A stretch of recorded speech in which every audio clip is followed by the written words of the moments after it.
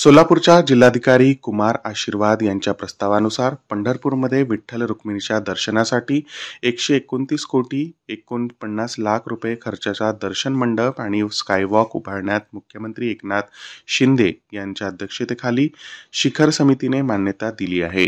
पंढरपुरात आषाढी, कार्तिक आणि चैत्री वाऱ्या दरम्यान लाखो भाविक दर्शनासाठी येतात, परंतु सध्याच्या व्यवस्था अडचणीत आहे, ज्यामध्ये भाविकांना दर्शन घेण्यासाठी 24 ते 30 तासांची प्रतीक्षा करावी लागते.